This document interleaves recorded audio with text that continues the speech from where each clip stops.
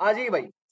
तो बेटा last class में हमने काफी सारा डिस्कशन कंप्लीट करा था नेशनल इनकम के ऊपर, और जब ये चैप्टर स्टार्ट हुआ था मैंने पहले ही बोला था नेशनल इनकम आपके सिलेबस में 15 मार्क्स का है ना, वेटेज के हिसाब से। और इस चैप्टर में, इस यूनिट में आपको दो चैप्टर पढ़ने हैं। एक तो था डिटर्मिनेशन ऑफ नेशनल इनकम, वो भी चल रहा है, और आज ये पार्ट ए खत्म करके हम नेशनल इनकम के सेकंड टॉपिक पे जाएंगे, विच इज केन्जियन थ्योरी, है ना, जो एडीएस वाला टॉपिक है, वो भी बड़ा इजी है। उसके बाद जब हम सब कर लेंगे, इसमें से अभी एक दो चीजें जो मैंने नहीं करवाई, 3 और 4 सेक्टर, लेकिन वो मैं तभी करा सकता हूँ जब हम ना केन्जियन थ्योरी पूरा निपटा दे। तो हम पहले पूरा पूरा चैप्टर निपटाएंगे, उसके बाद सारा निपटाने के बाद मैं आपको 3 सेक्टर और 4 सेक्टर बता दूंगा क्या होता है, तो आपको बहुत जल्दी से समझ आ जाएगा क्योंकि आपको सब कुछ ऑलरेडी पता है। ठीक है ना भाई, चलिए। तो बेटा लास्ट क्लास में मैंने आपको काफी सारी चीजें बताई थी। मैंने आपको रियल नॉमिनल जीडीपी का डिफरेंस बताया था, उसके बाद मैंने आपको जीडीपी डिफ्लेटर का पॉइंट बताया था, और मैंने कुछ प्रिकॉशंस बताए थे जो हमें ध्यान रखने वाइल कैलकुलेटिंग नेशनल इनकम। ठीक है, 4 प्रिकॉशन कॉमन थे जो हर हर मेथड में लगते हैं, और बाकी हमने दो दो प्रिकॉशन करे थे हर इंडिविजुअल मेथड के। यहाँ तक एकदम क्लियर है ना। अब आज हमें गिनती के कुछ लिमिटेड टॉपिक्स ही करने हैं, एक दो, दो तो मुझे तीन तीन टॉपिक करने हैं, उसके बाद हमारे पार्ट खत्म हो जाएगा, और फिर हम अगली क्लास में एडीएस वाला एक केन्जियन थ्योरी जिसे बोलते हैं वो स्टार्ट करेंगे। ठीक है, अब सबसे पहले आप इधर आओ। आपको इधर लास्ट क्लास में मैंने एक्सपेंडिचर मेथड के प्रिकॉशन लिखवाए थे, और मैंने आपको ये लिखवाया था कि सिर्फ और सिर्फ वैल्यू ऑफ फाइनल गुड्स, बेटा क्या बोला था, वैल्यू ऑफ फाइनल गुड्स को नेशनल इनकम में हम क्या करते हैं, इंक्लूड। अगर वैल्यू ऑफ इंटरमीडिएट गुड्स है तो उसे क्या करना है, एक्सक्लूड। बात समझ आ रही क्या। तो बेटा यहाँ पे हम अगला कॉन्सेप्ट जो डालेंगे वो यही डालेंगे, आप हेडिंग डालो मेरे साथ, difference between final good and intermediate good. Numerical class के एंड में डिस्कस कर लेंगे होमवर्क वाले, ठीक है, कोई दिक्कत नहीं। पहले ये वाले ना 3 टॉपिक कंप्लीट कर लेते हैं, फिर हम न्यूमेरिकल डिस्कस कर लेंगे जो आपको होमवर्क में दिए रहेंगे। बेटा हेडिंग डालो, difference between final good and intermediate good. अब आपके एग्जाम में प्रसन्न जी 2 तरीके से क्वेश्चन बन सकता है, और बनने के पूरे चांसेस है। ये बढ़िया क्वेश्चन है एमसीक्यू फॉर्मेट में, ये 12th में भी एमसीक्यू में बढ़िया आता था। अब इसमें कैसा सीन चलेगा, इसमें वो बोल सकता है कि भाई या तो डेफिनेशन दे देगा कि ये ऐसा ऐसा है, बताओ कौन सा गुड है, या फिर ऐसे दे सकता है कि आपको ना ट्रांजेक्शन दे दे, ये परचेज करा, ये परचेज करा, इसने परचेज करा, तो आपको डिटरमाइन करना है it is a final good और अ इंटरमीडिएट गुड। तो पहले हम इसको लिखते हैं और फिर हम इसे समझते हैं क्योंकि थोड़ा सा टेक्निकल है।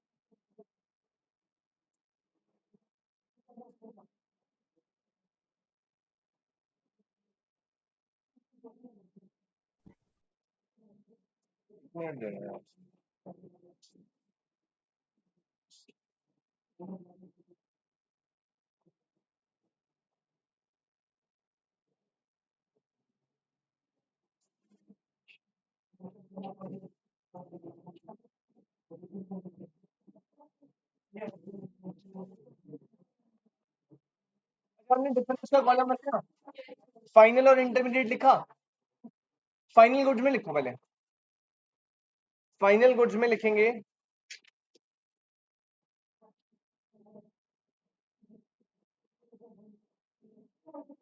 फाइनल गुड्स में लिखना goods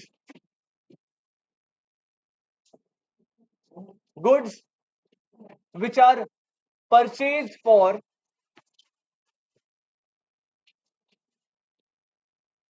which are purchased for consumption purpose,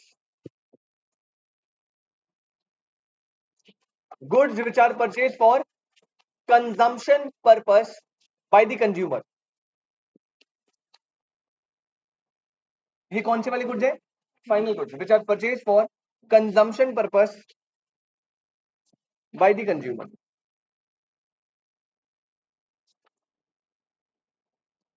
यहां पे लिखा final good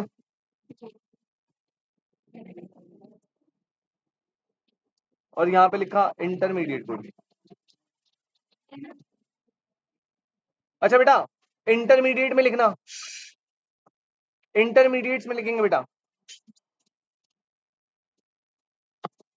goods which are purchased, goods which are purchased for resale और फॉर फर्दर प्रोडक्शन, बट सबसे इंपॉर्टेंट पॉइंट नीचे लिख लो, within the same year. पहला यहां पे क्या था, goods which are purchase for consumption purpose, यही था ना, बाय द कंज्यूमर, और वहां पे which are use for resale और for further production within the same year. अब रुक जाना बेटा प्लीज, इसके बाद रुक जाना, क्योंकि यहाँ पे आपको समझना पड़ेगा, बहुत इंपॉर्टेंट चीज है। ऑल्दो इंटरमीडिएट वर्ड आपने पहले सुना है, पता है कहां सुना है, प्रोडक्शन मेथड से माइनस कर रहे थे, याद है, इंटरमीडिएट कंजम्पशन माइनस कर रहे थे। अब यहाँ से करिए हमें समझना फाइनल और इंटरमीडिएट में डिफरेंस क्या होता है, बहुत ध्यान से बेटा। फाइनल गुड वो गुड होते हैं जिसे आप परचेज कर रहे हो फॉर कंजम्पशन पर्पस, मतलब जब आप उसे परचेज कर रहे हो तब आपकी इंटेंशन एकदम क्लियर है कि मैं इसे क्या करूंगा, कंज्यूम। इंटरमीडिएट वो गुड है जिसे आप परचेज कर रहे हो for the purpose of resale और for the purpose of further production. लेकिन क्या सर इतना, क्या रीसेल और फर्दर प्रोडक्शन में ही बात खत्म हो जाती है, ना ना ना ना, ना। समझना, अब जैसे मैं एग्जांपल दे रहा हूं बेटा, एक हाउसवाइफ शॉप से मिल्क परचेज करती है, हाउसवाइफ मिल्क परचेज करी है, कैसा गुड है, फाइनल। हाउसवाइफ अगर मिल्क परचेज करिए it is a final good, क्योंकि वहां पे क्लियर इंटेंशन क्या है, कंजम्पशन, भाई कंजम्पशन करेंगे, ठीक है, चाय बनाएंगे, दूध पिएंगे, बटर मिल्क जो भी करेंगे, एट द एंड उस प्रोडक्ट को कंज्यूम करना है, क्लियर फाइनल गुड है। अगर एक शॉपकीपर या एक मिल्क टी स्टॉल वाला जो बंदा है वो मिल्क परचेज कर रहा है फॉर घर के कंजम्पशन के लिए, क्या है, अभी भी फाइनल है, घर का कंजम्पशन है ना। अगर वो टी स्टॉल वाला बंदा मिल्क परचेज कर रहा है अपनी दुकान में चाय बनाने के लिए, इंटरमीडिएट क्या हो गया, अरे मतलब कि अगर आप किसी गुड को फर्दर प्रोडक्शन या फिर मैं दूध परचेज करता हूं अपने प्रॉफिट्स में लगा के दूध को बेच देता हूं, ये भी क्या है, इंटरमीडिएट। रीसेल या फर्दर प्रोडक्शन के लिए है तो वो इंटरमीडिएट हो जाएगा। लेकिन पॉइंट समझना, पॉइंट इतना सा नहीं है। अब समझना क्या हुआ, एक स्कूल है, स्कूल ने ना चौक परचेज करा, चौक कैसे गुड है, चौक इंटरमीडिएट, कैसा गुड है, अबे भैया उस चौक को खाएगा क्या, उस चौक से सर्विसेज रेंडर करेगा ना, उस चौक से सर्विसेज रेंडर करेगा, तो chalk purchase by school is a intermediate good, क्योंकि वो उससे फर्दर सर्विसेज रेंडर कर रहा है ना, अपनी कंजम्पशन के कर रहा है क्या, नहीं, ऐसा थोड़ी ड्राइंग बनाएगा अपने घर पे, बच्चों को पढ़ाने के लिए यूज कर रहा है, तो वो कैसा है, वो है इंटरमीडिएट। ठीक है, मैंने ये लैपटॉप परचेज करा, कैसा गुड है, इंटरमीडिएट, क्योंकि मैं इस गुड से क्या कर रहा हूं, नहीं, अब ये फाइनल है, अब ये फाइनल है, सुनना ध्यान से। इंटरमीडिएट गुड बनने के दो क्राइटेरिया है। पहला नंबर वन क्राइटेरिया, यस ध्यान से सुन, पहला नंबर वन क्राइटेरिया, आप उस गुड का यूज रीसेल या फर्दर प्रोडक्शन के लिए कर रहे हो। अब आप कहोगे सर लैपटॉप से आप फर्दर सर्विसेज ही तो दे रहे हो, लेकिन बेटा वो सर्विसेज जो है या वो फर्दर प्रोडक्शन जो है, आगे लिखो क्या लिखा है, within the same year realise होनी चाहिए। मतलब अगर मैंने ये लैपटॉप लिया और इससे सर्विसेज दे दी, तो क्या इस लैपटॉप का बेनिफिट मैं एक साल तक ही ले पाऊंगा क्या, एक ही बैच को बढ़ा पाऊंगा, या इसका बेनिफिट मुझे मल्टीपल ईयर्स तक मिलेगा, मल्टीपल ईयर्स तक, तो बेटा वो क्या बन जाएगा, फाइनल गुड, क्या बन जाएगा, कुछ भी ऐसी चीज। अब जैसे चौक था, देखो चौक का क्या है, आपने यूज करा फर्दर प्रोडक्शन के लिए, और जब मैं चौक से लिखूंगा तो बेटा वो तो within the same year realise हो जाएगा ना, खत्म हो जाएगा ना चौक तो लिखते लिखते। अच्छा, अगर स्कूल ने स्कूल बस परचेज करी, फाइनल कैसे, सर आप कहोगे सर इससे तो वो सर्विसेज देगा बच्चों को, बेटा सर्विसेज देगा, लेकिन उसका बेनिफिट सेम ईयर में रियलाइज नहीं होगा ना, वो मल्टीपल ईयर तक बेनिफिट देगी ना। तो आपको ध्यान से समझना है, अगर ट्रांजैक्शन में कोई गुड ऐसा है जो कंजम्पशन पर्पस के लिए यूज हो रहा है, आंख बंद करके क्या बोल रहा है, फाइनल, क्लियर, कोई कोई डिस्कशन ही नहीं है। अगर ट्रांजैक्शन में कोई ऐसा गुड है जो रीसेल या फर्दर प्रोडक्शन के लिए यूज हो रहा है, तो क्या आंख बंद करके इंटरमीडिएट बोलोगे, ना ना ना ना, फिर चेक करना है कि उसका बेनिफिट क्या सेम ईयर पे रियलाइज हो रहा है। अगर सेम ईयर पे रियलाइज हो रहा है तो कैसा है, इंटरमीडिएट। अगर कोई फर्दर प्रोडक्शन के लिए है लेकिन उसका बेनिफिट मल्टीपल ईयर तक आ रहा है तो क्या, फाइनल। बात समझ आ रही क्या, फिर से बता रहा हूँ, बात समझ आ रही क्या, एकदम 100% पक्की बात। ठीक है, तो जैसे फॉर एग्जांपल जो मिल्क मिल्क टी स्टॉल वाले की बात करी थी, उसके लिए शुगर, चाय पत्ती, मिल्क, ये सब क्या है, इंटरमीडिएट, क्योंकि वो उससे चाय बनाएगा और जितना मिल्क चाय में डाल दिया वो तो within the same year realise हो गया ना, खत्म हो गया। लेकिन चाय वाले भैया की केतली, कांच के गिलास, स्टोव, गैस सिलेंडर, ये सारे फाइनल गुड है। बेटा जब मैं चाय सर्व करता हूँ कांच के गिलास में, तो जो बंदा है वो चाय पी के ग्लास भी खा जाता है क्या, उस ग्लास को तो मैं मल्टीपल टाइम्स यूज करूंगा। जब आप चाय पीने जाते हो तो जो केतली है जिससे भी चाय देते हैं उससे वो फर्दर प्रोडक्शन कर रहे हैं, लेकिन उसका बेनिफिट वो मल्टीपल ईयर तक दे रहे हैं ना। अच्छा अगर ग्लास कुल्हड़ के होते, इंटरमीडिएट, क्योंकि मैंने डाला, आपने पिया और फेंक दिया। हाँ जी सर। पेपर कप, हाँ इंटरमीडिएट, इंटरमीडिएट, हाँ जी सर। 1 साल से पहले, नहीं नहीं बेटा यहाँ पे ना, आप 1 साल से पहले चोरी हो गए वो ठीक है, लेकिन मेरी परचेज करते टाइम इंटेंशन क्या थी कि इसको यूज करूंगा और मल्टीपल यूज तक यूज करूंगा, कैसा गुड है, इंटरमीडिएट। वो तो एक्सीडेंटली चोरी हो गए ना। Intention at the time of purchasing क्या थी, further production for multiple years, intermediate, or final, final. हाँ मोस्ट ऑफ द टाइम्स, हाँ वैसे फाइनली है। जैसे क्या हट जाती है यार, एफिशिएंट ऐसा कुछ नहीं देख यार, वो उसके लिए ना, वो जो है ना, उसके लिए आप डेप्रिसिएशन का कॉन्सेप्ट पढ़ रहे हो। एक कुछ पार्ट आप ये मानते हो कि यार कुछ पार्ट इसका हम थोड़ा थोड़ा करके कंज्यूम कर रहे हैं, लेकिन उसके लिए आप डेप चार्ज कर रहे हो ना पीएनएल से, तो वो ना असरटेन करना बड़ा डिफिकल्ट है। डेप जो है ना वो अपने आप में इमेजिनरी कॉन्सेप्ट है। 10% एसएलएम लगाना है, तुझे कैसे पता 10% एसएलएम लगाना, ठीक है, थोड़ा थोड़ा सा इमेजिनेशन है, तो वहां यहाँ पे हम नहीं लाएंगे। मल्टीपल ईयर तक बेनिफिट देगा, फाइनल गुड है। पहले बताओ क्लियर है भाई एकदम, 100% यस भाई क्लियर है। चोरी होना एक सेकेंडरी मैटर है, eight the time of purchasing आप किस पर्पस किस इंटेंशन से परचेज कर रहे हो वहीं पे गुड आइडेंटिफाई हो जाएगा। ठीक है ना भाई, I hope it is clear. Final good बेटा फॉर कंजम्पशन पर्पस, ये होगा फॉर रीसेल और फॉर फर्दर प्रोडक्शन, लेकिन भैया कंडीशन क्या है, within the same year. अगर आपने फर्दर प्रोडक्शन के यूज कराए लेकिन उसका बेनिफिट मल्टीपल ईयर तक है तो गुड कैसा, फाइनल। कैपिटल गुड हमेशा फाइनल, हमेशा फाइनल। जितने भी रॉ मटेरियल है वो हमेशा इंटरमीडिएट। आ जाओ भाई, पॉइंट नंबर 2 लिखो बेटा। फाइनल गुड्स में लिखना, फाइनल गुड जो होते हैं ना वो रेडी टू यूज होते हैं। फाइनल गुड क्या होते हैं, तो लिखो रेडी टू यूज गुड्स। ये गुड जो होते हैं बेटा, इनमें लिखिए आप ready to use goods, that is no value added is required.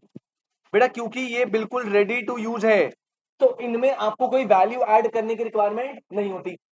जैसे आप मिल्क कंजम्पशन के लिए लाए तो आपने मिल्क लिया पी गए, कोई वैल्यू ऐड करी नहीं। लेकिन जब चाय वाले भैया मिल्क लाएंगे उनके लिए तो वो इंटरमीडिएट है, अब उससे चाय बनानी है तो उसमें उन्हें क्या करनी पड़ेगी, वैल्यू ऐड करनी पड़ेगी। तो यहाँ पे आप लिखना, यहाँ पे वैल्यू एडेड करना इज इंपॉर्टेंट, इनमें वैल्यू एडेड होगा क्योंकि ये रेडी टू यूज है। तो ये प्रोडक्शन बाउंड्री के अंदर होंगे या प्रोडक्शन बाउंड्री के बाहर, प्रोडक्शन बाउंड्री के बाहर, क्योंकि यहाँ पे तो ऑलरेडी सब प्रोडक्शन हो गया ना। तो ये लिखो बेटा, ये होते हैं आउटसाइड दी प्रोडक्शन बाउंड्री। बेटा ये होता है आउटसाइड दी प्रोडक्शन बाउंड्री, लेकिन जो इंटरमीडिएट है उनमें तो अभी वैल्यू ऐड करनी है फर्दर, वो तो प्रोडक्शन बाउंड्री के बाहर है, अंदर अंदर। तो यहाँ लिखो अब ये जो होते हैं ये होते हैं within the production boundary, with in the production boundary. बेटा एग्जांपल भी आ सकते हैं और डेफिनेशन बेसिस भी आ सकता है कि goods which are outside the production boundary are dash final, या फिर मेन जो इससे क्वेश्चन बनने के चांसेस है वो वैसे वाले ट्रांजेक्शन वाले, कि ट्रांजेक्शन दे देगा आपको ये ऐसे हुआ है और बोलेगा बताओ ये फाइनल गुड है इंटरमीडिएट है, अब बस आपको देखना है कंजम्पशन होगी तो फाइनल, फर्दर प्रोडक्शन रीसेल होगी तो चेक करना पड़ेगा लाइफ स्पैन क्या है, मल्टीपल ईयर्स है फाइनल, सिंगल ईयर है इंटरमीडिएट। और लास्ट आपको ऑलरेडी पता है बेटा जब हम नेशनल इनकम या डोमेस्टिक इनकम निकालेंगे तो किसको लेना है, फाइनल को ही लेना है, और इंटरमीडिएट को क्या करना है, एक्सक्लूड करना है, माइनस कर रहे थे ना, तो लिख लो इंक्लूडेड इन नेशनल इनकम, या डोमेस्टिक में भी आएगा बेटा। और फोर्थ यहां पे लिखना बेटा excluded in national income. I hope बेटा दिस इज एब्सोल्युटली क्लियर, आपको 100% क्लियर है बेटा। आज का पहला topic difference between final goods and intermediate goods. Gaurav भाई कोई दिक्कत कोई परेशानी तो प्लीज बताइए। गौरव भाई क्लियर है ना, बहुत बढ़िया। सॉरी किसी ने कुछ पूछा, नहीं नहीं किसी में भी नहीं आएगा, ना इधर नेशनल नॉट डोमेस्टिक। चंगा भाई ये सब सेकंड टॉपिक के पढ़े, 3 टॉपिक बताए थे आज के, एक हो गया, सेकंड पे आओ। सेकंड टॉपिक हमने ना एक जगह मिस कर दिया था गलती से, मैं मेरे दिमाग से निकल गया था। आपको लास्ट क्लास मैंने एक टॉपिक पढ़ाया था नॉमिनल वर्सेस रियल जीडीपी, एक बार उसे रिकॉल करिए जल्दी से। संचित भाई आपने पढ़ा था बेटा 2 टाइप की जीडीपी होती थी, पीछे जाओ थोड़ा सा, एक होती थी नॉमिनल और एक होती थी रियल। बेटा नॉमिनल जीडीपी होती थी GDP calculated at current year prices, real होती थी GDP calculated at base year prices. Nominal GDP का फॉर्मूला होता था current year output into current year price, nominal का होता था करंट, और रियल का current year output into base year. Nominal GDP और रियल जीडीपी में से better indicator for economic growth is real. अरे रियल किसने बोला, नॉमिनल इसने बोला था ना, टक्कर मार दूंगा दीवार पे। बेटर इकोनॉमिक ग्रोथ का इंडिकेटर कौन होता है बेटा, रियल। सर क्यों रियल होता है बेटा, क्योंकि नॉमिनल में चेंज आने के ना 2 रीजन होते थे, चेंज इन आउटपुट और चेंज इन प्राइस। और अगर नॉमिनल में चेंज आ रहा है due to change in price, तो वो इकोनॉमिक ग्रोथ नहीं है, उसमें इन्फ्लेशन हो रहा है और वो बेकार है कंट्री के लिए। लेकिन real GDP can change only due to change in output, तो वो हमेशा ना better indicator of economic growth है। बट अब क्वेश्चन क्या सुनो, दोनों समझ आ गए ना, याद है ना। अब सुनो ध्यान से, अब यहां पे थोड़ा सा सीन चेंज हो रहा है। अब यहां पे क्या बोल रहा है, हेडिंग डालो बेटा, इस जीडीपी, अभी कौन सी जीडीपी है, सारी कोई भी, रियल नॉमिनल, जो मतलब यहां पे वो जीएनपी लिखे एनएनपी लिखे कुछ भी लिखे, रियल नॉमिनल कोई भी हो, ब्रैकेट में लिख लो जीडीपी में कौन कौन आ रहा है, रियल एंड नॉमिनल दोनों की बात हो रही है। इस GDP a better indicator for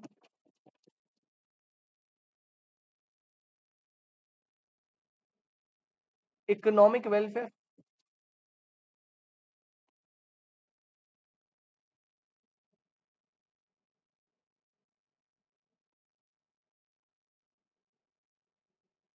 बेटा अब आपका सवाल है, क्या जीडीपी, मैं इकोनॉमिक ग्रोथ की बात नहीं कर रहा, आपको पता है इकोनॉमिक प्रश्न ना, इकोनॉमिक ग्रोथ में कौन बेटर है, रियल। रियल हमें इकोनॉमिक ग्रोथ अच्छी दिखाती है, ट्रू दिखाती है, और नॉमिनल कई बार मैनिपुलेट हो जाती है प्राइस की वजह से। लेकिन सॉरी नहीं नहीं एक्सेप्शन नहीं करा रहा मैं, अब मैं कह रहा हूं कि देखो दोनों में से ना, समझना इस चीज को, बेटर इंडिकेटर ऑफ ग्रोथ कौन है, रियल। लेकिन अब मेरा क्वेश्चन ये है कि क्या दोनों में से कोई इकोनॉमिक वेलफेयर का भी बेटर इंडिकेटर है। और याद रखना, जहां पे भी वेलफेयर वर्ड आ गया, क्या वर्ड आ गया, जहां पे भी वेलफेयर आ गया, हमेशा आंसर है नो। हमेशा क्या आंसर है, आपका एक थर्ड चैप्टर है पब्लिक फाइनेंस, नेशनल इनकम के बाद था ना public finance, money money market. Public finance में हमेशा बहुत डेप्थ में पढ़ने वाले, पूरा चैप्टर ही इसी पे, वेलफेयर के बेसिस पे। लेकिन अभी के लिए मैं आपको थोड़ा सा बता देता हूँ बस क्या होता है। अभी हम क्या पता है, हम पता क्या कर रहे हैं, हम कह रहे हैं देखो भाई संचित भाई, जीडीपी जब बढ़ेगी ना, चाहे वो रियल हो चाहे नॉमिनल हो, ग्रोथ तो अच्छी होती है, लेकिन क्या उसका मतलब है वेलफेयर हो रहा है। वेलफेयर मतलब क्या होता है, लोगों का भला।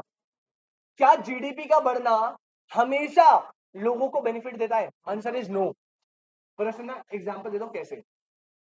बेटा मान लीजिए आपकी कंट्री की जो जीडीपी है ना, वो 1 करोड़ है, कितनी है, अगले साल आपकी जीडीपी 1 करोड़ से 2 करोड़ हो गई। दिखने में कितना अच्छा लग रहा है, सुनने में कितना अच्छा लग रहा है कि जीडीपी ग्रो, और कौन सी वाली, रियल वाली, कौन सी वाली, रियल में तो आउटपुट की वजह से आता है। तो मैं आपको बता रहा हूं आउटपुट जो है वो डबल हो गया, 1 करोड़ से 2 करोड़। बट जब आपने थोड़ा सा इस पे और डेप्थ में देखा तो बेटा जो 1 करोड़ का जीडीपी था ना, वो प्रोड्यूस कर रहे थे 100 लोग। 100 लोग 1 करोड़ के गुड्स एंड सर्विस बना रहे थे। अगले साल जीडीपी तो 2 करोड़ हो गई, लेकिन पॉपुलेशन 100 से 500 हो गई। अब बताओ ये अच्छा नहीं है यार? 100 लोग 1 करोड़ के गुड्स बना रहे हैं, तो 2 करोड़ के लिए कितने होने चाहिए थे? 200। मतलब जीडीपी बढ़ी ट्वाइस, लेकिन पॉपुलेशन बढ़ गई 5 टाइम्स। तो जो पर कैपिटा जीडीपी निकलेगा पर पर्सन, वो इंक्रीज होगा या फॉल करेगा? फॉल करेगा। समझा रही बात? तो टेक्निकली क्या जीडीपी का बढ़ना यहाँ पे अच्छा लग रहा है आपको? जब तक पॉपुलेशन वाला फैक्टर नहीं था तब तक तो अच्छा लग रहा था, लेकिन पॉपुलेशन वाला फैक्टर कंसीडर करते ही आपने देखा कि पर कैपिटा जीडीपी क्या हो रही है? Fall, which is not good for welfare. तो अब ना हमें यही पॉइंट देखने यहाँ पे कि जीडीपी और वेलफेयर कितना अच्छा है कितना बेकार है। और मैं बता रहा हूं बेकार है। जीडीपी और वेलफेयर आपस में बिल्कुल बेकार है, कोई इंडिकेटर नहीं है, और उसके हमें रीजन पढ़ने हैं क्या क्या। समझ आया? 5-6 पॉइंट्स है, एक मैंने बता दिया। स्टार्ट करें, चलिए हेडिंग डालो भाई आप। हेडिंग डालेंगे, इज जीडीपी रियल वाली या नॉमिनल वाली is a better indicator of economic welfare. और प्लीज बेटा अंडरलाइन कर लीजिएगा इस वर्ड को।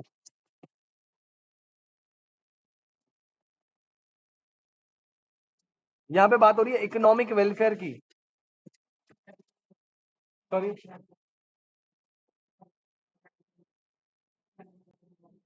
अनएम्प्लॉयड। हाँ हाँ हाँ, क्योंकि जब हम करेंगे तो हम तो टोटल पॉपुलेशन से डिवाइड कर देंगे ना, तो उसमें भले ही कुछ लोगों ने कंट्रीब्यूट हो सकता है ना कराओ, बट पर कैपिटा तो एवरेज बेसिस पे सबका निकलेगा। आ जाओ भैया ध्यान से। यार प्रकाश भाई क्या कर रहे हो आप?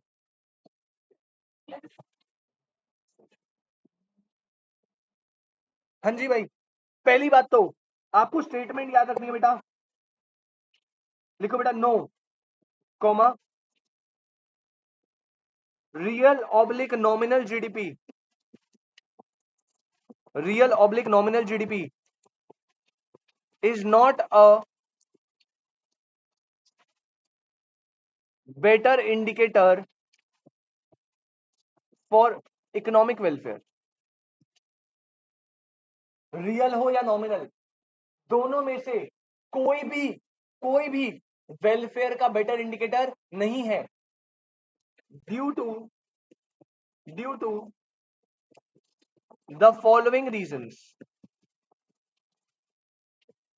और बेटा रीजंस क्या है वो मैं आपको यहां पे दे रहा हूं।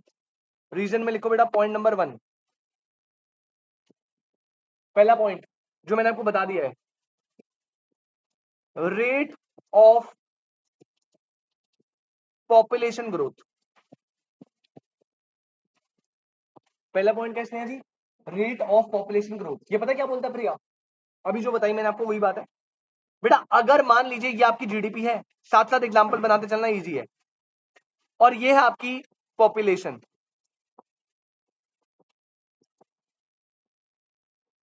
यहां पे ईयर्स ले रहा हूं बेटा।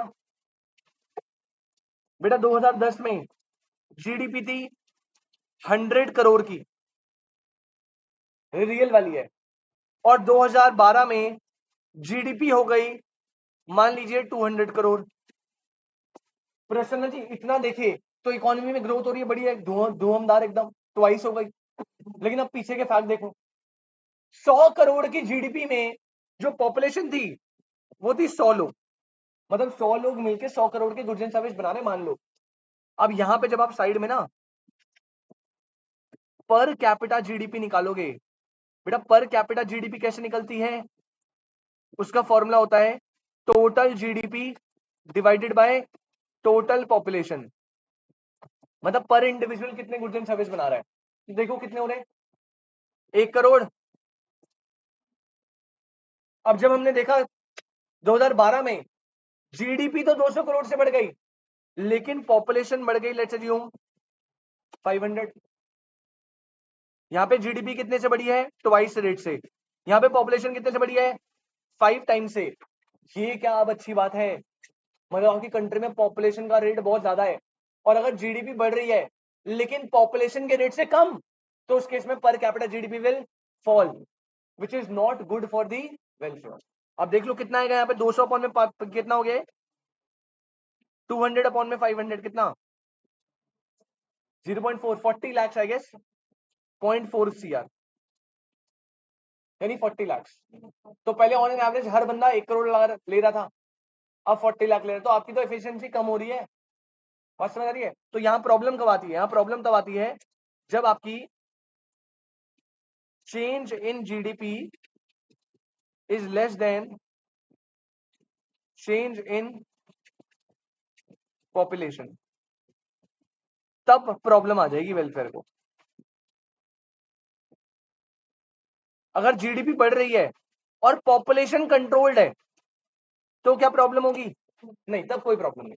लेकिन मैं एक पॉसिबिलिटी बता रहा हूं प्रश्न कि अगर ऐसा हुआ तो आपका वेलफेयर जो है वो डिससेटिस्फाइड रहेगा। पहला लॉजिक क्लियर है? संचित भाई आगे बढ़े। पॉइंट नंबर 2 लिखो बेटा। पॉइंट नंबर 2 है distribution of GDP. Point number 2 is distribution of GDP. अब ये क्या होता है सर? अब सुनना ध्यान से एग्जांपल। अगेन बेटा देखो, बेटा मान लीजिए यहां पे मैंने ईयर्स लिए हैं, ये ईयर है मेरा 2010 या 2000 कर दो, कोई भी है। यहां पे मैंने जीडीपी ले ली, ध्यान से सुनना जीडीपी।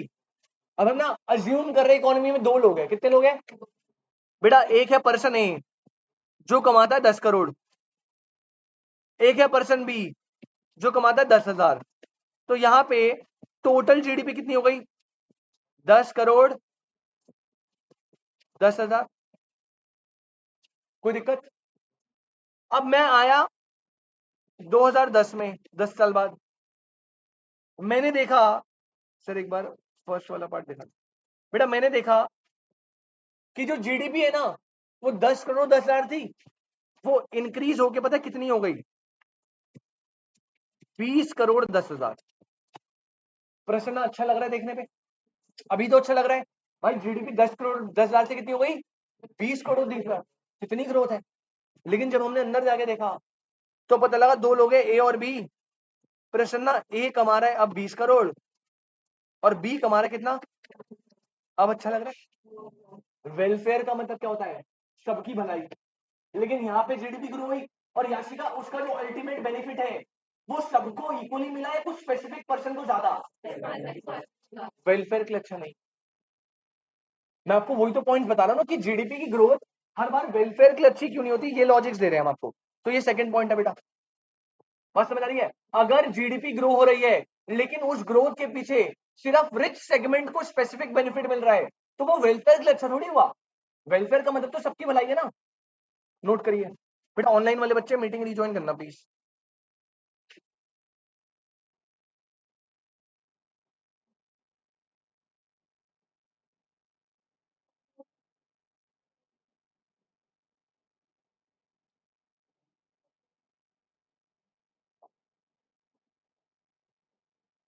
कितने 2 पॉइंट हो गए? थर्ड लिखो बेटा। थर्ड आपको ऑलरेडी पता है। थर्ड लिख लो चेंज इन प्राइस। थर्ड लिखेंगे चेंज इन प्राइस। अगर जीडीपी बढ़ रही है और वो बढ़ने का लॉजिक क्या है? Change in price. लेकिन आपको सबको पता है ये सिर्फ किसके केस में हो सकता है? नॉमिनल। ये रियल के केस में ये वाला पॉइंट, क्योंकि उसमें तो प्राइस चेंज होता ही नहीं है। तो बस ये रियल की बात कर रहे हैं यहाँ पे, ये याद रखना।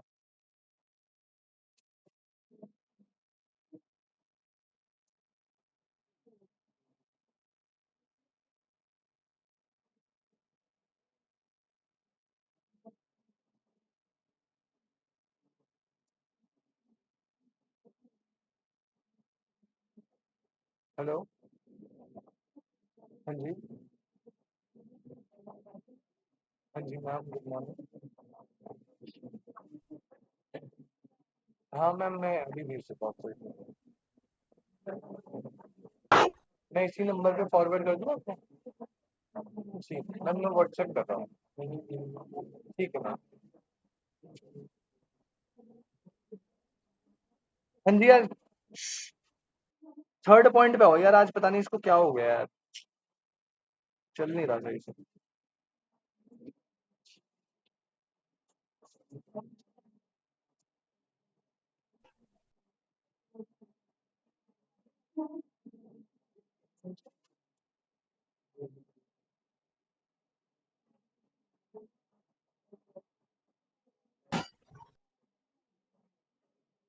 थर्ड पॉइंट लिखना आपने, चेंज इन प्राइस।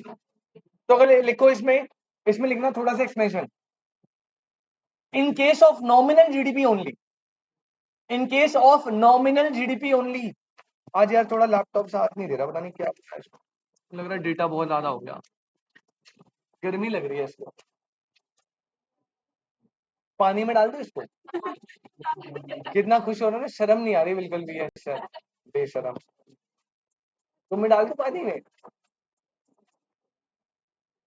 होली ऐसी रही तुम्हारी, होली पार्टी बढ़िया रही। यार मेरे को थोड़ा प्रॉब्लम हो गया था यार। यार मैं आ रहा था, मैं तो डन था बढ़िया, थोड़ा घर पे प्रॉब्लम हो गया था कुछ। कोई नहीं, चलो नेक्स्ट होली में भी, या फिर आज ही खेल लेंगे, नीचे पकड़ लूंगा बाइक।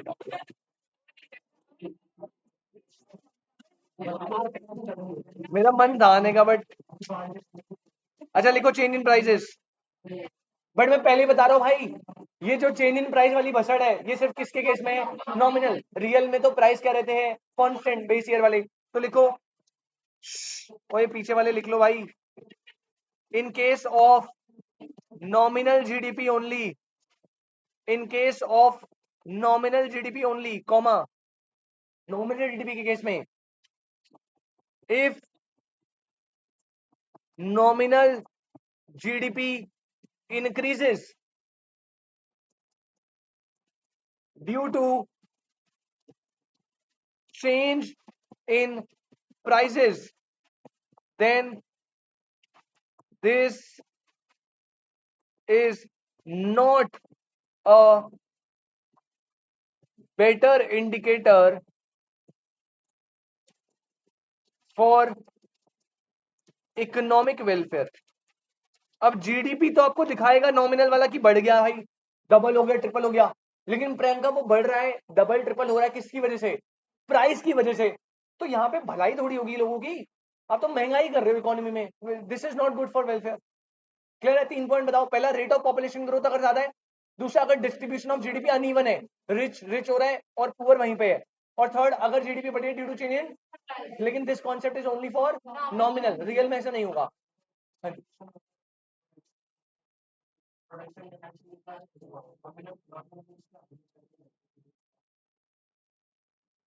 लग्जरी का कर दिया, हाँ तो, हाँ बिल्कुल, अभी आ रहा है, रुक जाए एक मिनट। पॉइंट नंबर 4 लिखो भाई। पॉइंट नंबर 4 को डाल लो मोस्ट इंपॉर्टेंट।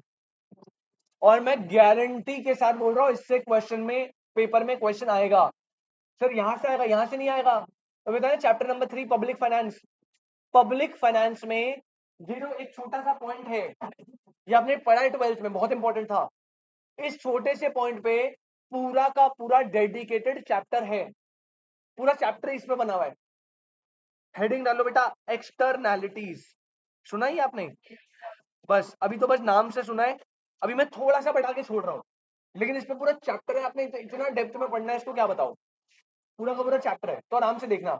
अब पहले बताओ एक्सटर्नैलिटी होती क्या है, पता है किसी को? पढ़ा है तुमने? कह रही है पॉजिटिव और नेगेटिव, अबे वो तो टाइप्स हो गए। एग्जाम्पल नहीं पूछ रहा मैं, क्या पड़ोसी, एग्जाम्पल ही याद है तुम्हें, मीनिंग। बेटा नेशनल इनकम पढ़ा रहा हूँ, उसी में था। तू भी सिगरेट से बाहर निकल, तू सिगरेट का एग्जाम्पल दे रहा। दो लोग तो नहीं है, तो दो लोगों की बात क्यों कर रहा है? खुद तो सिंगल है, एग्जाम्पल तेरे में दो दो लोगों के दे रहा है, बेशरम। अच्छा मैं डेफिनेशन नहीं जी, डेफिनेशन ढूंढना। हाँ थोड़ा सा इसने ठीक बोला। बेटा एक्सटर्नैलिटीज का मतलब होता है 3 बातें, कोई भी बेनिफिट और हार्म। क्या बोला? कोई भी मतलब अच्छा भी हो सकता है, बुरा भी, जो एक फॉर्म या इंडिविजुअल सोसाइटी को दे रही है, और उसके बदले ना ही उसे पैसे मिल रहे, ना ही वो पैसे पे कर रही। जैसे बेटा मैं एक बहुत बड़ा प्रोड्यूसर टाटा, रतन टाटा जी मान के चलते हैं, रतन टाटा जी की टाटा स्टील है, टाटा सॉल्ट है, टाटा मोटर्स है, इतनी कंपनीज है, और इतनी कंपनीज के बावजूद वो प्रोडक्शन कर रहे हैं, जीडीपी में उनकी वैल्यू आ रही है। बिल्कुल आपको पता है टाटा जी जो है कितना अमाउंट ऑफ डोनेशन देते हैं, कितने बेनिफिट्स के काम करते हैं, उनके टाटा जो ट्रस्ट है वो कैंसर पेशेंट्स को कितना क्योर करती है फ्री ऑफ कॉस्ट। ठीक है, तो मान लीजिए टाटा जी एक प्रोड्यूसर है, उन्होंने 1 करोड़ जीडीपी में कंट्रीब्यूट करा डायरेक्टली, और 1 करोड़ में उन्होंने वेलफेयर को बेनिफिट दिया। मान लो उन्होंने पार्क्स बनाए, मान लो उन्होंने कैंसर पेशेंट को क्योर करा, गरीब बच्चों को पढ़ाई दी। अब ये जो डोनेशन वाला सेगमेंट है, जीडीपी ना इसे इग्नोर कर देता। जब हम रतन टाटा जी का जीडीपी कंट्रीब्यूशन लेंगे ना, तो जो उन्होंने 1 करोड़ की गाड़ी बनाई है उसको तो ले लेंगे, लेकिन जो 1 करोड़ के पॉजिटिविटी उन्होंने दी है सोसाइटी में, उसको जीडीपी क्या कर देता है, एक्सक्लूड। पता क्या बोल के, ये बोल के कि हमारे पास ना मॉनेटरी फॉर्म में डेटा नहीं है। अब जैसे मैंने पार्क बनाया, उसमें बच्चे खेल रहे हैं, बूढ़े लोग रनिंग कर रहे हैं, वॉकिंग कर रहे हैं, हेल्थ बेनिफिट मिल रहा है, लेकिन क्या उसमें कोई मॉनेटरी ट्रांजैक्शन इन्वॉल्व है? नहीं। अब नॉन मॉनेटरी ट्रांजैक्शन इन्वॉल्व है, तो हमारे पास ना क्लियर फैक्ट नहीं है कि कितने की गुड्स एंड सर्विस प्रोड्यूस हुए, हेल्थ में कितना बेनिफिट दिया है मैंने, नहीं है ना मॉनेटरी डेटा। तो जीडीपी जो होता है ना, उसकी प्रॉब्लम ये है कि वो एक्सटर्नैलिटीज को कंसिडर नहीं करता।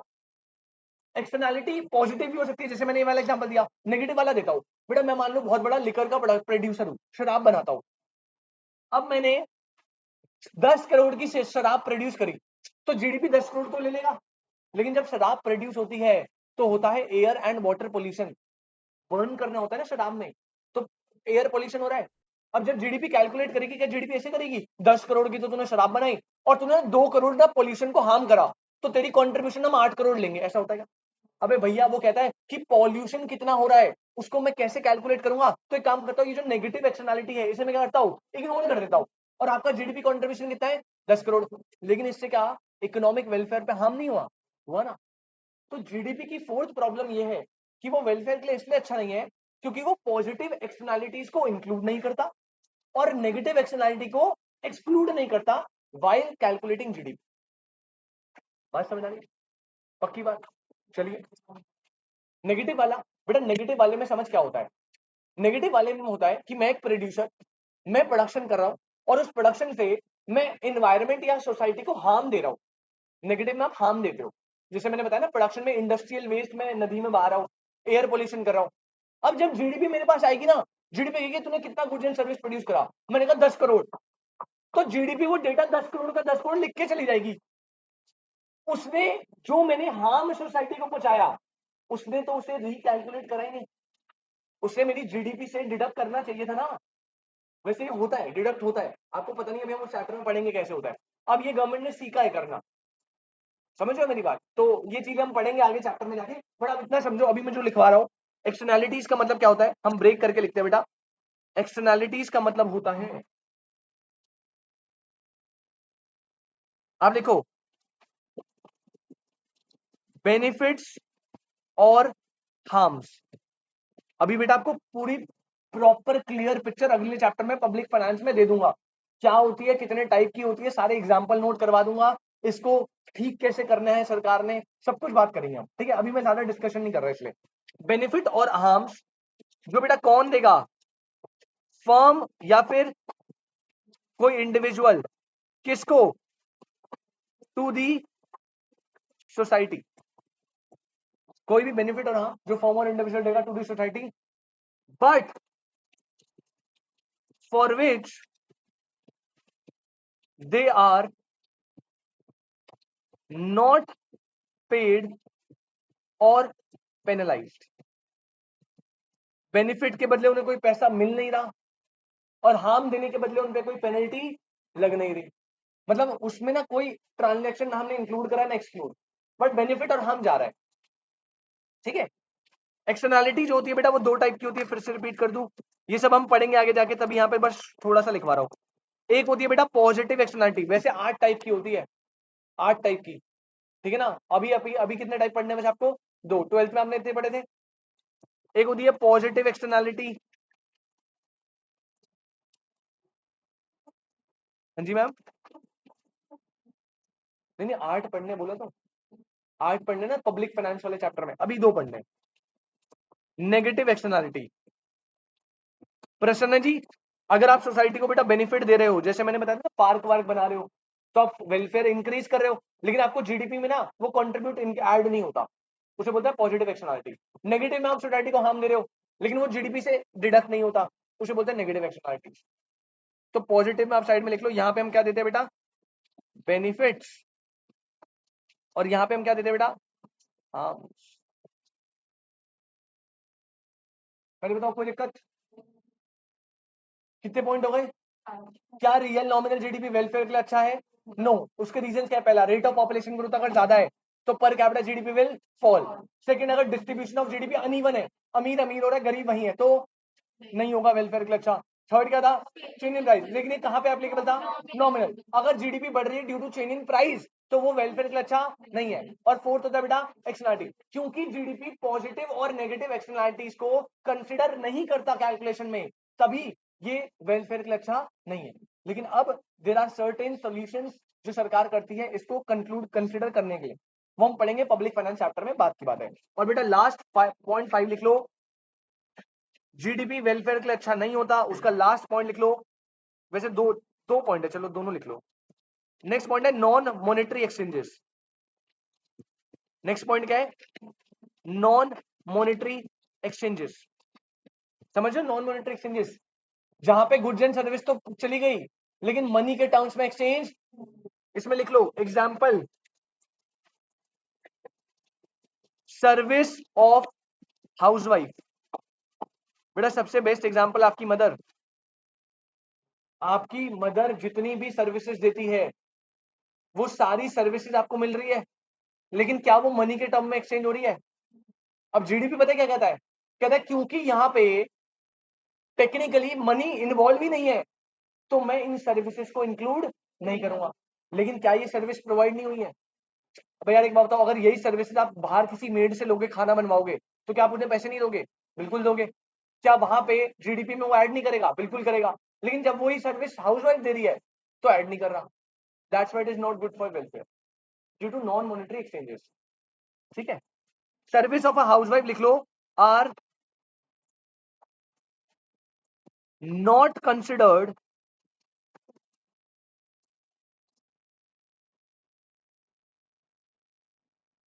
while calculating GDP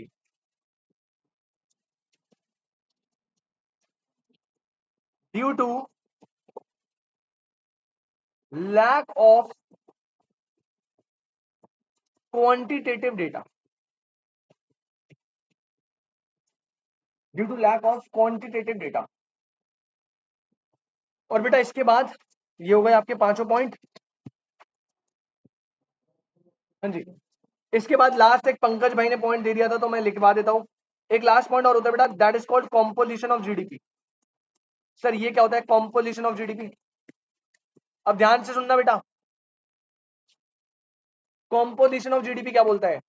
प्रसन्न जी, यहां पे आप लेंगे ईयर्स 2010 और 2012। बेटा यहां पे मैंने ली जीडीपी, यहां पे जीडीपी थी 10 करोड़, यहां पे जीडीपी हो गई 100 करोड़। अच्छा है बुरा है? अभी तक तो अच्छा लग रहा है। अब सुनो ध्यान से, करिश्मा जब हमने थोड़ा कोर में जाके देखा तो हमें पता लगा कि इस ईयर में जो हमारी जीडीपी आई है वो पता क्यों आई है? हमने प्रोड्यूस करी है लिकर, हमने प्रोड्यूस करा टोबैको, हमने प्रोड्यूस करे वॉर वेपन्स, हमने प्रोड्यूस करे आर्म्स एंड एमिनेशन। अब बता दो क्या अब अच्छा लग रहा है? अबे अगर आप जीडीपी इंक्रीज करवा रहे हो और उनके पीछे जो लॉजिक्स है वो ऐसे लॉजिक्स है जो वेलफेयर के अगेंस्ट है, जैसे लिकर, वो वेलफेयर के लिए अच्छा नहीं है ना, टोबैको वेलफेयर के लिए अच्छा नहीं ना, आर्म्स एंड एमिनेशन बॉम्ब्स ये सब वेलफेयर के लिए अच्छा नहीं है, तो यहाँ पे आपकी जीडीपी वेलफेयर के लिए अच्छी नहीं आएगी। मतलब जो जीडीपी का कॉम्पोजिशन है ना, वो जीडीपी उन गुड से बन रही है जो कि वेलफेयर के अगेंस्ट है, तो वेलफेयर की अच्छी बात नहीं है ना। सॉरी मैम, वेलफेयर के लिए ना, वेलफेयर का मतलब होता है सबकी भलाई।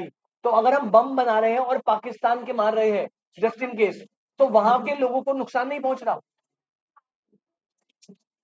बेटा मैंने लिखा इंडिया के लोगों का वेलफेयर। वेलफेयर मतलब होता है ह्यूमन बींग्स का वेलफेयर। तुम तो बड़े सेल्फिश हो यार, हमने बम मारा हमें तो मजा आएगा, उनकी माँ बहन एक हो जाए छोड़ो, देख लेंगे अपने आप, हमें तो मजा आएगा ले। अबे ऐसे थोड़ी होता है भाई, वेलफेयर मतलब ह्यूमन बींग्स का वेलफेयर। जब आपको पता है ना बेटा, जब भी कोई आर्मी कोई एयर स्ट्राइक या कुछ भी करती है तो पता है आपको, कोई भी कैजुअलिटीज वो नहीं चाहती। कैजुअलिटीज मतलब जो वहां के सिविल पीपल है, उन्हें बहुत बुरा लगता है अगर उनको कुछ हो जाए। जैसे अब हम जब जब उड़ी का अटैक या कोई भी अटैक कर रहा था, पुलवामा एयर स्ट्राइक भी करी थी हमने, तो बहुत कैलकुलेटेड और स्टैटिस्टिकली वे में करनी होती है कि एक भी ऐसी एरिया पे बॉम्ब या कुछ कोई भी चीज ना चली जाए जहाँ पे सिविल लोग रहते हैं, नॉर्मल पीपल रहते हैं। उनका मेन एम होता है जो टेररिस्ट वाला ग्रुप है वहां पे मारना है, या जो कोई पर्टिकुलर आर्मी कैंप है वहां पे मारना है वॉर के टाइम पे। ऐसे नहीं कि कहीं भी मार दो, और आपने कहीं भी मार दिया ना तो देयर आर मल्टीपल ऑर्गेनाइजेशन जो आपके लंका लगा देगी। ऐसे नहीं होता कि बम हमारे पास है तो कहीं भी फेंक दो, देख लेंगे जहां गिरेगा। हाँ जी भाई, तभी तो रशिया को इतना ज्यादा हेट मिल रहा है, सारी ऑर्गेनाइजेशन अगेंस्ट हो गई है जितनी भी मेजर कंट्रीज है। नहीं होता ना, अच्छा नहीं लगता। अब देख चीज क्या होती है, अब रशिया इतना ज्यादा पावरफुल है ना कि कोई वन ऑन वन भिड़ नहीं सकता, लेकिन सब अगेंस्ट है। इंडिया तो ऑब्वियसली न्यूट्रल खेल रहा है क्योंकि वो इंडिया के लिए बेनिफिशियल है, भाई हमारी इकोनॉमी काफी ज्यादा चीजें डिपेंडेंट है। लेकिन जितनी भी स्ट्रॉन्ग कंट्रीज है ना वो वैसे अपोज हो गई है। अब क्योंकि अगर वो वीक कंट्री होती ना, अभी तक किसी और कंट्री ने पेल दिया होता ढंग से। लेकिन क्यों नहीं, वो क्यों कोई कुछ कर नहीं पा रहा, क्योंकि भाई वो बहुत स्ट्रॉन्ग कंट्रीज में से एक आती है। अब ऐसी कोई हरकत पाकिस्तान कर दे भाई, हम तो बाद में करेंगे, पहले बाकी कंट्रीज लंका लगा देगी। और जितने भी टेररिस्ट अटैक होते हैं, पाकिस्तान इसमें क्या स्टेटमेंट है कि हमारा तो कोई इन्वॉल्वमेंट ही नहीं है। जिस दिन उसने बोल दिया ना कि हमने करवाया हुआ है मुंह पे, तो भाई अदर ऑर्गेनाइजेशन है जो ये सब हैंडल करने के लिए बनी है। इंडिया तो बाद में कुछ करेगा, पहले वो ही कर देंगे। जी जी। तो ऐसे ये नहीं है, वेलफेयर को नुकसान होता है। ठीक है मैम, कोई दिक्कत? चलो तो बेटा यार एग्जैक्टली देख, पता नहीं था पहले के टाइम पे ना, और पहले के जो लीडर्स थे ना, वो उनके साथ इंडिया के रिलेशनशिप थे नहीं अच्छे इतने। पहले इंडिया इतना स्ट्रांग नहीं था ना, पहले फंडिंग्स काफी जाती थी यूएस से। हाँ जाती थी, बट अब चीजें चेंज हो गई है। जब से वो डोनाल्ड ट्रम्प था, तब से इंडिया के साथ रिलेशनशिप अच्छे हो गए हैं। और अब इंडिया धीरे धीरे जैसे देख जिसके पास पावर आती है, तो भाई वहां तो चीजें बदल जाती है। पहले हमें सपोर्ट नहीं करती थी कंट्रीज, अब काफी सपोर्ट करती है। चलिए, किस चीज पे? नहीं नहीं भाई, वो अलग चीज थी वो ना यार। हम ना टेस्ट कर रहे थे, मारने पे तो ऐसे बंद नहीं है, मार तो सकते नहीं हो किसी पे, लेकिन टेस्टिंग में भी ना बहुत सारी अनसर्टेनिटी होती है, कुछ गड़बड़ ना हो जाए। तो न्यूक्लियर वेपन्स की टेस्टिंग बैन कर रखी थी इंडिया में, लेकिन हमने करी थी छुप छुप के। वो तो फर्दर होगा पता नहीं। पहले बताओ ये टॉपिक समझ आया? पहला topic final intermediate good clear है। दूसरा ये टॉपिक छूट गया था वहां कराना, बट ये क्लियर है। क्या जीडीपी इकोनॉमिक ग्रोथ के लिए अच्छा है? यस, इकोनॉमिक ग्रोथ के लिए अच्छा है। कौन सा वाला? रियल। लेकिन क्या रियल जीडीपी या कोई भी जीडीपी वेलफेयर के लिए अच्छा है? नो। और 6 रीजन मैंने दे दिए। अब इसके बाद बेटा इस चैप्टर में एक लास्ट टॉपिक और बचा है, अपनी संतुष्टि के लिए वो और करवा दूं, उसके बाद ये चैप्टर खत्म, मतलब नेशनल इनकम का पार्ट 1 खत्म। उसके बाद हम जाएंगे पार्ट बी में, विच इज केंजियन थ्योरी। 3-4 क्लास उसमें लगेंगी, और फिर मैं कराऊंगा आपको जो अपर सेगमेंट है, यानी 3 सेक्टर और 4 सेक्टर। 1 क्लास या 2 क्लास उसमें लगेगी। ठीक है, चैप्टर बड़ा है भाई, 15 मार्क्स का है, तो आराम से करेंगे, कोई जल्दीबाजी नहीं है। ठीक है, और इसके बाद हम पब्लिक फाइनेंस करेंगे, लेकिन पब्लिक फाइनेंस ना मैं आपको हैंड रिटन नोट्स प्रोवाइड करूंगा, हम लिखेंगे नहीं क्लास में भाई, बहुत थ्योरी है, मतलब अच्छी वाली थ्योरी है। अरे ऐसे आपको टेंशन नहीं लेनी, थ्योरी थोड़ी ज्यादा है, तो अगर मैं लिखवाऊंगा ना तो बहुत मेहनत हो जाएगी, तो हम पीडीएफ से ही फटाफट रीड करेंगे, कॉन्सेप्ट समझेंगे, और जहां न्यूमेरिकल जाएंगे वहां पर डील करेंगे। न्यूमेरिकल है नहीं वैसे, थोड़े डायग्राम थी उसमें। चलो लास्ट सेटिंग डाल लो भाई। हाँ जी, नॉमिनल जीडीपी भाई वेलफेयर के लिए कभी मैंने बोला ही नहीं। मैंने बोला था नॉमिनल जीडीपी इकोनॉमिक ग्रोथ के लिए सही है अगर प्राइस नहीं बढ़ रहे तो। नॉमिनल जीडीपी इकोनॉमिक ग्रोथ के लिए सही है अगर वो growth due to change in output आई है तो, प्राइस कांस्टेंट है तो। वेलफेयर के लिए तो कोई भी अच्छी नहीं। हेडिंग डालो सर, हेडिंग डालो sir, last topic domestic income. भाई ध्यान से, हेडिंग ले लो, लास्ट टॉपिक डोमेस्टिक इनकम, जिसे क्या बोलते थे बेटा, एनडीपीएफसी, याद है आपको? बस अब इस पे थोड़ी चर्चा करनी है।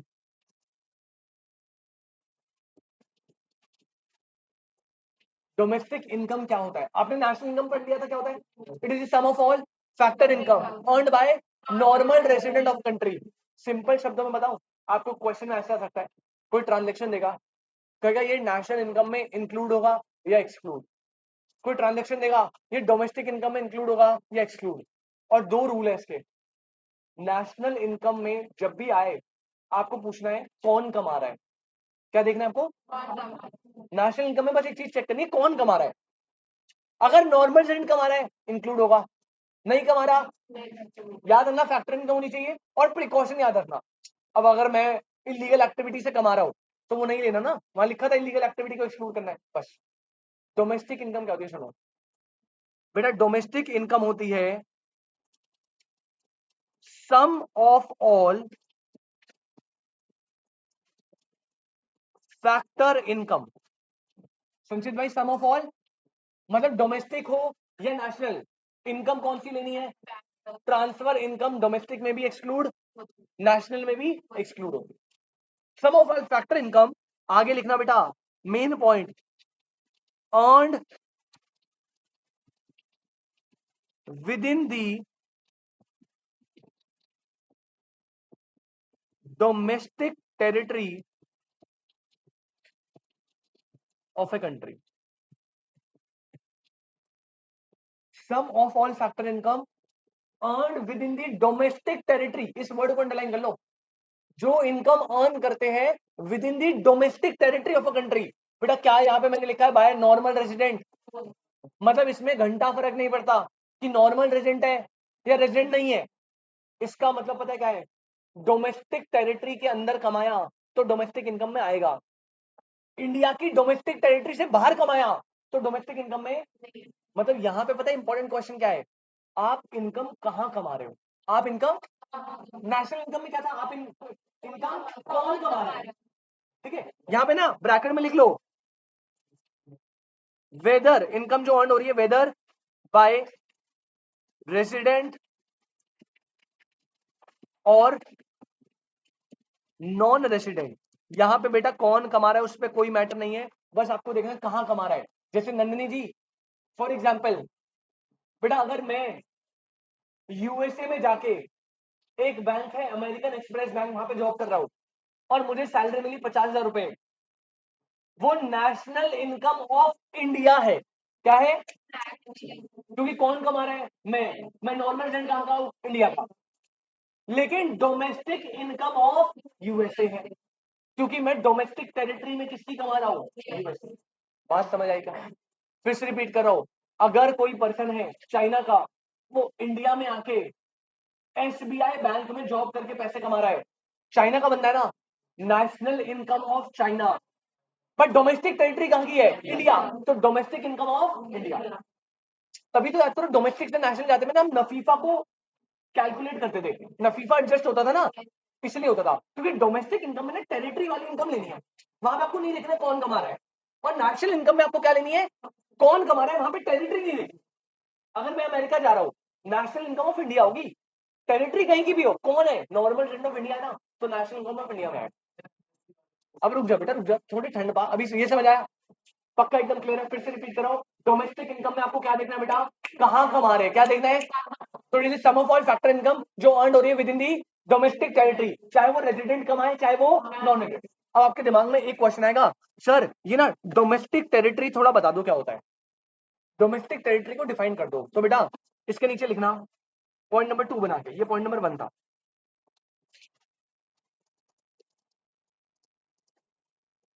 द टर्म डोमेस्टिक टेरिटरी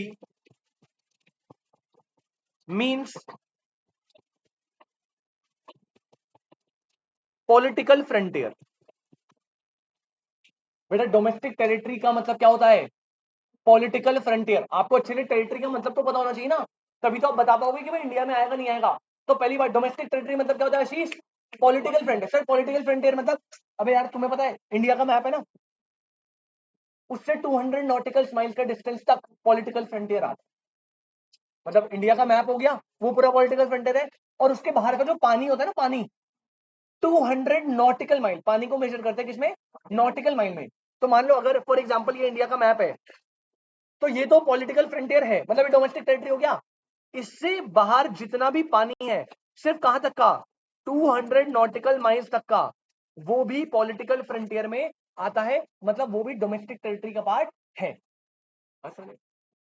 एक नॉटिकल माइल में 1.87 किलोमीटर होते हैं, तो आप लगा लेना अप्रोक्सीमेटली 350-400 किलोमीटर जो पानी है इंडिया का, वो भी टेरिटरी ऑफ इंडिया ही माना जाता है।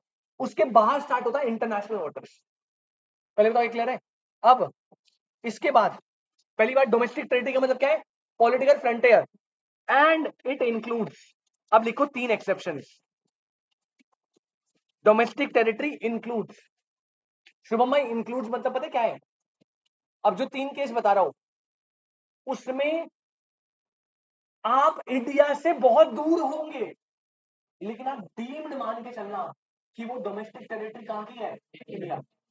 ये 3 एक्सेप्शन केस है जहां पे आप इंडिया की पॉलिटिकल फ्रंटियर या डोमेस्टिक टेरिटरी में नहीं हो, आप हो बाहर, लेकिन आप मान के चलोगे कि वो कहां है, इंडिया की डोमेस्टिक टेरिटरी। बात समझ आई? पहला केस, पहला एक्सेप्शन नंबर 1 लिखो बेटा, इंडियन एम्बेसी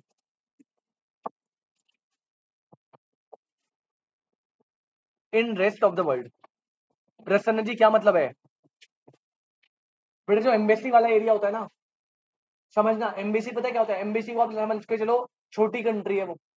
जब आप चाणक्यपुरी साइड जाओगे ना, ये सरुन्नी नगर से आगे पड़ता है, चाणक्यपुरी जाओगे, पूरा एम्बेसी एरिया है वो, पूरा स्टार्टिंग से स्टार्ट होती है, और सारी एम्बेसी लाइन से लगी होती है, सारी, Qatar, Saudi Arabia, Korea, Russia, सब कुछ लाइन से।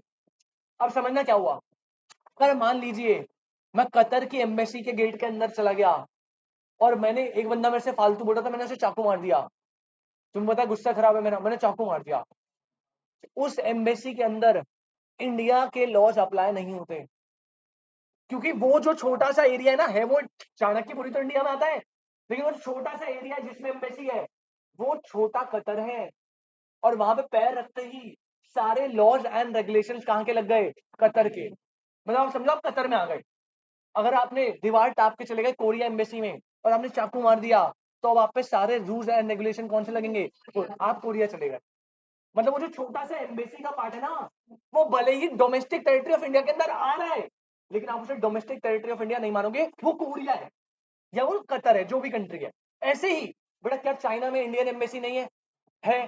तो जब चाइना की जो इंडियन एम्बेसी है, जो सिचुएटेड इन चाइना है, टेक्निकली वो डोमेस्टिक टेरिटरी तो चाइना है, लेकिन एम्बेसी के केस में डोमेस्टिक टेरिटरी में नहीं आना। जिस कंट्री की एम्बेसी, उस कंट्री की डोमेस्टिक टेरिटरी। मतलब अगर कोई भी इंडियन एम्बेसी कहीं पर भी इन्वॉल्व है, और वहां पे कोई भी इनकम अर्न कर रहा है, तो वो डोमेस्टिक टेरिटरी ऑफ कहां होगी, इंडिया। डोमेस्टिक इनकम कहां की होगी, इंडिया। जैसे एग्जांपल देता हूं, एक चाइना का बंदा चाइना में इंडियन एम्बेसी में काम कर रहा है, बड़े मजे लेगा वो इसमें। चाइना का बंदा है, चाइना के अंदर इंडियन एम्बेसी में काम कर रहा है। अब सुनना, पहली बात तो बंदा कहाँ का है, बात खत्म, नेशनल इनकम कहाँ की होगी, चाइना। वहां तो कौन कमा रहा है देखना है ना, चाइना का बंदा कमा रहा है, नेशनल इनकम ऑफ चाइना है। अब बात आती है कहाँ कमा रहा है, अब आप देखोगे सर ये तो चाइना के अंदर कमा रहा है, लेकिन बेटा याद करना, एम्बेसी तो एक्सेप्शन में आती है। एम्बेसी सिचुएटेड कहीं पर भी हो, एम्बेसी कहाँ की है, इंडिया की। Domestic territory of, domestic income of India. बस में नहीं, ऐसे कोई इंडियन बंदा है, वो चाइना की एम्बेसी सिचुएटेड इन इंडिया काम कर रहा है, चाणक्यपुरी में चाइना की एम्बेसी है, वहां पे मैं काम करने चला गया।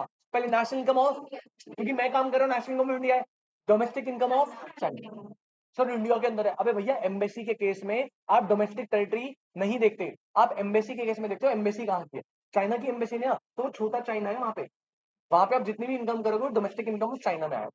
बात समझ आ रही है क्या? कोई दिक्कत? 100% क्लियर है बेटा? एक्सेप्शन नंबर 2 लिखो, exception number 2, ships and aircraft, ships and aircraft.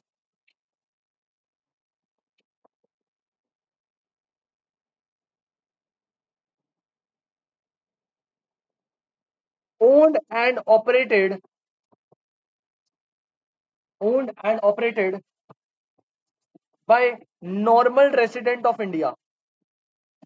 कोई भी शिप या एयरक्राफ्ट है जो कि ओन्ड एंड ऑपरेटेड है bye normal resident of India between two countries.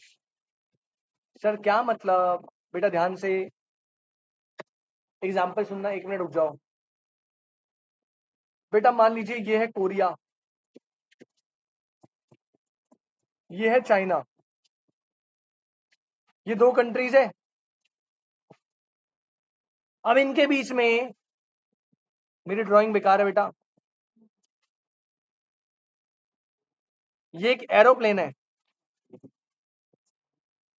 या कोई शिप भी हो सकती है, शिप और एयरक्राफ्ट, कोई भी शिप और एयरक्राफ्ट 2 कंट्रीज के बीच में ट्रैवल कर रहा है। ये शिप या ये एयरक्राफ्ट इंडिया में कभी टच भी नहीं हुआ, ऊपर से भी नहीं गया, बिल्कुल साइड साइड से जाता है। चाइना से इंडिया, इंडिया चाइना से कोरिया, कोरिया से China. Ship and aircraft 2 country के बीच में ऑपरेट कर रहा है, इंडिया से कोई लेना देना नहीं है, कभी टेरिटरी में एंटर नहीं हुआ। लेकिन ये ओन एंड ऑपरेटेड, पता किसका? ये बेटा ये है एयर एशिया का। पता है आपको एयर एशिया किसकी है? अभी टाटा ने परचेज करी है। मतलब ये जो है ये टेक्निकली किसकी है बेटा? कोई भी शिप और एयरक्राफ्ट जो owned and operated by normal rate of India है और वो किन्हीं भी 2 कंट्रीज के बीच में ऑपरेट कर रहा है, इंडिया में कभी आया भी नहीं है, फिर भी हम इसे डीम्ड मानेंगे डोमेस्टिक टेरिटरी ऑफ इंडिया। मतलब इस शिप के अंदर जितनी भी या इस एयरक्राफ्ट से जितनी भी इनकम जनरेट होगी वो सारी की सारी डोमेस्टिक इनकम ऑफ क्या है? National income of India. क्योंकि नॉर्मल रेजिडेंट तो रतन टाटा जी है, नेशनल इनकम भी इंडिया की होगी, डोमेस्टिक इनकम भी। अभी टेरिटरी में आया नहीं है कभी एक्सट्रैक्शन। बात समझ आ गई? कोई दिक्कत? और बेटा लास्ट पॉइंट नंबर 3 लिख लो, क्योंकि वो ना एक्सेप्शन से ही मजे लेगा, बाकी में तो मजे लेने के लिए कुछ है नहीं। बाकी तो आपको बस सिचुएटेड देखना है कहां पे, चाइना में तो चाइना की, कोरिया में तो कोरिया की, लेकिन ये 3 केस अलग से है। एमएससी वाला समझ आया, शिप एंड एयरक्राफ्ट वाला समझ आया। लास्ट लिख लो बेटा, कोई भी फ्लोटिंग प्लेटफॉर्म, कोई भी floating platform comma oil and natural gas rigs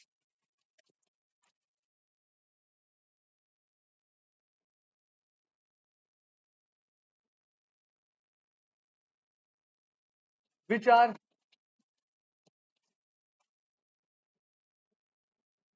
operated by again normal resident of India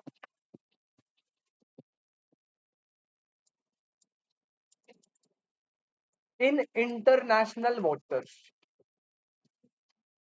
deemed domestic territory of India। हाँ जी हाँ जी बेटा, इसका बेस्ट एग्जांपल मैं दूं। देखो बेटा ये है आपका इंडिया मान लीजिए, ठीक है। अब मान लीजिए ये जो है ये है बेटा, ये बताओ क्या है? आज ब्लू है, पानी पानी, ये पानी है। ये इंटरनेशनल वाटर्स क्या है बेटा? ये मतलब हमारी कंट्री के बाहर के वाटर्स है। सर नेशनल वाटर्स भी होते हैं, मैंने बताया ना 200 नॉटिकल माइल्स, वो हमारा इंडिया का वाटर है। उसके आगे जाओगे तो इंटरनेशनल वाटर आ गए। अब इंडिया से बाहर आ गए इंटरनेशनल वाटर्स पे। अब यहाँ पे आपने क्या करा है ना, आपने एक फ्लोटिंग प्लेटफॉर्म लगा दिया। सर फ्लोटिंग प्लेटफॉर्म मतलब बेटा इसका बेस्ट एग्जांपल है ओएनजीसी। अगर आपके पास फोन होगा ना, अभी जाते हुए देख लेना, आप डालना ओएनजीसी, बस इतना डालना। पता है ओएनजीसी क्या है? ओएनजीसी एक इंडिया की पीएसयू कंपनी थी पहले, अब प्राइवेट हो गई, बट इंडिया की कंपनी है जिसका काम है मिनरल्स एंड ऑयल्स को एक्सट्रैक्ट करना वाटर से। मतलब इसका काम क्या है ना, आप इसका ऑफिस देखना, पता है कैसा ऑफिस होता है इसका ऑफिस? अगर आप बड़ी कूल सी जॉब होती है इसके इंजीनियर्स की, आपको ना गोवा की साइड से बिठाते हैं हेलीकॉप्टर पे ऑफिस जाने के लिए डेली। मजाक करो, डेली नहीं जाते, 6-6 7-7 महीने की शिफ्ट होती है इनकी, बाकी दिन छुट्टी। आपको लेके जाएंगे हेलीकॉप्टर प्लेन से और बहुत दूर लेके जाएंगे और वहां छोड़ देंगे पानी में। पूरा एक बड़ा सा एक सिटी टाइप होगी पानी के ऊपर, एक फ्लोटिंग प्लेटफॉर्म शिप टाइप की होगी, उसमें आपको रखेंगे और आपका काम है मिनरल और एक्सट्रैक्ट करना नेचुरल रिसोर्सेज को, ऑयल वगैरह को। कूल है ना? अब देखो पहले बताओ ये टेरिटरी के अंदर है टेरिटरी के बाहर है? टेरिटरी के बाहर है, लेकिन एक्सेप्शन ने क्या बोला? कोई भी फ्लोटिंग प्लेटफॉर्म ऑयल या नेचुरल गैस के रिग्स है, कोई भी, जो कि ऑपरेट हो रहे हैं नॉर्मल रेजिडेंट के द्वारा। ओएनजीसी क्या है? इंडिया का नॉर्मल रेजिडेंट। कहां पे हो रहे हैं? इंटरनेशनल वाटर्स में हो रहे हैं, जो इंडिया के बाहर है। लेकिन हम इस प्लेटफॉर्म को क्या मानेंगे? Domestic territory of India. और यहां से जो भी इनकम जनरेट होगी वो डोमेस्टिक इनकम कहां की होगी? बस ये लास्ट। कोई दिक्कत? हाँ जी नंदिनी जी, कोई डाउट? बस ये होता है बेटा डोमेस्टिक इनकम का कॉन्सेप्ट खत्म। मैं फिर से रिपीट कर रहा हूं, नेशनल इनकम में और डोमेस्टिक इनकम में एक सिमिलैरिटी है, दोनों में ही फैक्टर इनकम आती है, दोनों में ही। बस नेशनल इनकम में आपको देखना है फैक्टर इनकम कौन कमा रहा है, और डोमेस्टिक इनकम में देखना है फैक्टर इनकम कहां कमा रहा है। अगर डोमेस्टिक टेरिटरी के अंदर कमा रहा है तो डोमेस्टिक इनकम होगी, डोमेस्टिक टेरिटरी के बाहर कमा रहा है तो डोमेस्टिक इनकम नहीं होगी। लेकिन इसमें 3 डीम्ड केस है, जहां पे भले ही आप इनकम कहीं भी कमा रहे हो लेकिन वो डीम्ड होगा डोमेस्टिक टेरिटरी ऑफ इंडिया। पहला, कोई भी इंडियन एम्बेसी जो कहीं पर भी है। दूसरा, दो कंट्रीज के बीच में कोई भी शिप और एयरक्राफ्ट चल रहा है जो own and operated by normal resident of India है। और तीसरा, कोई भी ऑयल नेचुरल गैस रिग्स या फ्लोटिंग प्लेटफॉर्म जो इंटरनेशनल वाटर्स में है लेकिन operated by normal resident of India है। इन तीनों केसेस में हम डीम मानेंगे domestic territory of India. Clear है बेटा? ठीक है, तो मुझे पता है थोड़ी इंटेंस थ्योरी हो गई, बट आज के लिए इतना ही। इसी के साथ हमारा नेशनल इनकम का chapter number 1 determination of national income खत्म होता है। अगली क्लास में मैं आपके साथ स्टार्ट करूंगा नेशनल इनकम का ही chapter 2 which is Keynesian theory. आप बुक में चेक करना, 2 चैप्टर्स होंगे आपके, ठीक है ना? तो हम अगली क्लास में स्टार्ट करेंगे केंजियन थ्योरी के साथ, और केंजियन थ्योरी में हम स्टार्ट करेंगे टॉपिक एडीएस। बढ़िया, 2-3 क्लास में मैं निपटा दूंगा। उसके बाद एक टॉपिक बचेगा 3 सेक्टर और 4 सेक्टर, उस पर हम डिस्कशन करेंगे। कोई दिक्कत किसी को? मिलते हैं आपसे, tata bye bye, thank you so much.